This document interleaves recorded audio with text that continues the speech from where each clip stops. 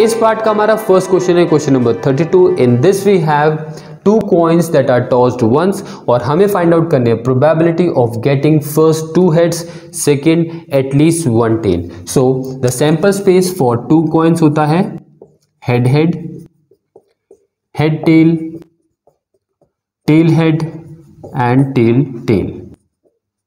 So the total outcomes in the sample space are 4। First में हमें निकालना है फॉर टू हेड्स, इसे इवन इवेंट ले लेते हैं। सो इस इवेंट के अंदर सिर्फ एक ही आउटकम आएगा H H. So the total outcomes in even 1 and therefore the probability of this event will be 1/4। Second में हमें निकालना है एटलीस्ट वन टेल। सो इसे हम E2 इवेंट ले लेते हैं। एटलीस्ट का मतलब होता है एक तो चाहिए, एक से ज्यादा भी आ सकता है। सो इस इवेंट के अंदर आएंगे HT, TH, TT।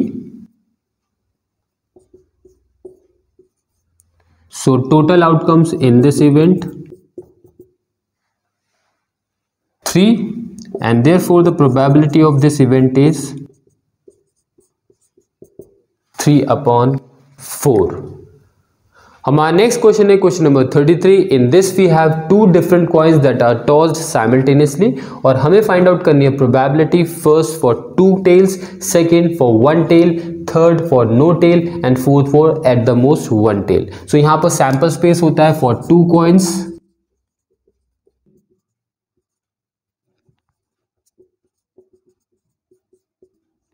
HH, HT, TS, TT. So the total outcomes in the sample space 4. First में हमें निकालना है probability of getting two tails, इसे इवन इवेंट ले लेते हैं। सो टू टेल्स में सिर्फ TT आएगा। So the number of outcomes even में 1 and therefore the probability of this event is 1/4।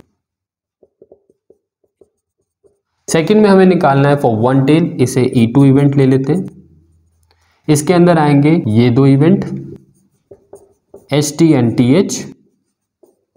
So the total outcomes in this event 2 and therefore the probability of getting one tail is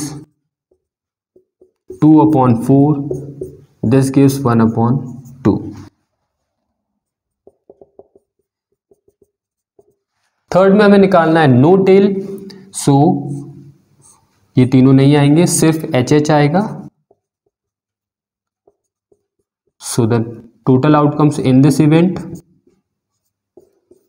1 and therefore the probability of this event is 1/4।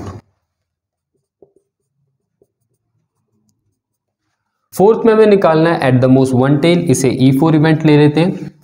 इसे पहले वाले में हमने at least के लिए किया था। At least का मतलब होता है कम से कम और एट द मोस्ट का होता है ज्यादा से ज्यादा। सो ज्यादा से ज्यादा वन टेल चाहिए। सो ये दोनों आएंगे।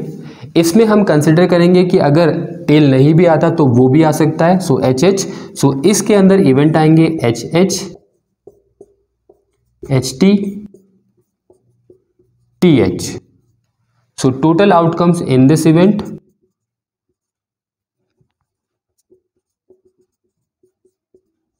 3 and the probability of this event is 3/4।